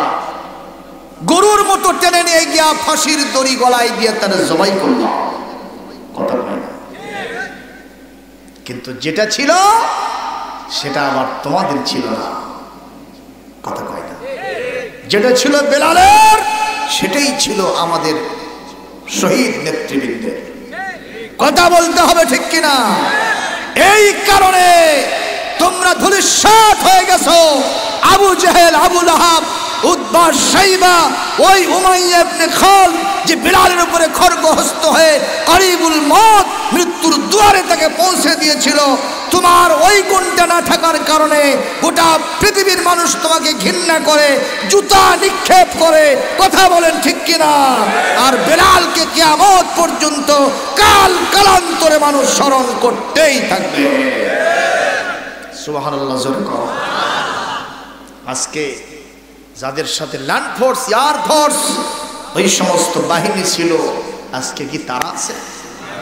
এখন এই বাহিনী হুজুরের কাছে যত যাইতে পারতেছে, ওরা তত থাকতে পারতেছে। কথা কয় না? এখন আমাদের টুপি দেখলে আর কয় হুজুর যান যান যান, এ রাস্তায় যাওয়া যায় না, যেহেতু আপনি আসছেন যান। ট্রাফিক এক পুলিশ সেদিন আমাকে ধরে বলতেছে, হুজুর আপনারা কিছু লোক পুলিশ বাহিনী ঢুকে দেন। তাই আমি বললাম, আমরা কেমনে ঢুকাবো? কথা না, এখন তো আপনারা। জোরে মারহাবা কর। সেনাবাহিনী প্রধান কার নাম শুরুতে নিয়েছে? মজলুমদের নাম এক নম্বরে নিয়েছে। তারা আজকে আসতেছে। সুবহানাল্লাহ। আজকে মজলুমদের লিডার আমিরে জামাত, তিনি লন্ডনে গিয়েছেন। রেড কার্পেট রিসেপশন হিথ্রো বিমানবন্দরে, আপনারা নেটের ভিতরে দেখেছেন কিরকম সেলোলাইট করতেছে তাকে। গোটা বিশ্বব্যাপী ছড়িয়ে গিয়েছে তার শান শৌকত। ইনশাআল্লাহ কোরআনের ভিত্তিতে গোটা বিশ্বকে আমরা চমক লাগায় দিব। বাংলাদেশ কত প্রকার কি কি, জোরে বলুন ঠিক না বেঠি? তাতে কি সমস্যা আছে নাকি আপনাদের? যত আইনের কথা সবগুলো দেখলাম, আর একটা দেখবো না? কথা বলে এটা আইনের কথা না? তোমাদের সবগুলো দেখলাম, আমরা তো এটা দেখলাম না। এটা আইনের কথা না ভাই? এই আইনটা আপনারা এবার বাস্তবায়ন করুন, ইনশাআল্লাহ সবাই যার যার অধিকার ঠিক মতো পেয়ে যাবেন, কেউ কখনো মাজলুম হবেন না ইনশাআল্লাহ। প্রিয় উপস্থিতি, আপনাদের কষ্ট হচ্ছে নাকি? তো বেলালের যে জিনিসটা ছিল সেটা কি? সেটা হলো তাকওয়া, আল্লাহর ভয়। সুবহানাল্লাহ। কোন বেলালের ভিতরে কি ছিল? আল্লাহর ভয় ছিল। এটা যার ভিতরে থাকে তার কিচ্ছু লাগে না। ওয়াল আকিবাতু লিল মুত্তাকিন, মুত্তাকিদের জন্য আল্লাহ সব ব্যবস্থা করে দেন। সুবহানাল্লাহ। কষ্ট হচ্ছে? বেলাল কি করতেছেন মনে আছে? বেলাল আযান দিচ্ছে। বেলালের আযানের সুর শুনে আবাল বৃদ্ধ বনিতা, নারী পুরুষ শিশু সবাই মিলে চিন্তা করলো এই আযানের সুর বেলাল ছাড়ার কারণে। আর বেলাল তো ঘোষণা করেছে আমি আর আযান দেব না, যে মদিনায় নবী নাই সেই মদিনায় আমিও নাই, আমার আযানও নাই। আজকে যখন বেলাল আবার আযান দেওয়া শুরু করেছে, নিঃসন্দেহে এখানে বিশ্ব নবী মনে হয় আবার এসে গেছে। এই স্মৃতি দেখার জন্য পঙ্গপালের মতো মসজিদে নববীর দিকে সবাই ছুটে চলতেছে মুসলমান। যে দেখলেন হযরতে বেলাল, আহা, যখন তিনি শুরু করেছেন রাসূলুল্লাহর মহব্বত ভালোবাসা নিয়ে, আশহাদু আন্না মুহাম্মাদার রাসূলুল্লাহ, উনি বলছেন আমি সাক্ষ্য দিচ্ছি নিশ্চয় মুহাম্মদ আল্লাহর রাসূল। এইটা বলাও সারা ওনার দৃষ্টিটা নববীর ওই মেহরাবের দিকে যাওয়াও সারা। যেই না মেহরাবের দিকে তার দৃষ্টি চলে গেছে, তাকায় দেখেন খাঁচা আছে, পাখিটা উড়ে চলে গেছে। এইটা ভেতরে ঢোকাও সারা, ওই মিনার থেকে ত্রাস করে বেলাল নিচে পড়ে যাওয়াও সারা। মহব্বত কাকে বলে খেয়াল করেন মুসলমান। এরকম মহব্বতী রাসূলের উম্মত বর্তমানে কি খুব বেশি আছে? জোরে কোন আছে? মহব্বত, রাসূলের অন্তরের মহব্বত আমাদের দরকার আছে না নাই? কুল ইন কুনতুম তুহিব্বুনাল্লাহ ফাত্তাবিউনি ইউহিব্বুকুমুল্লাহ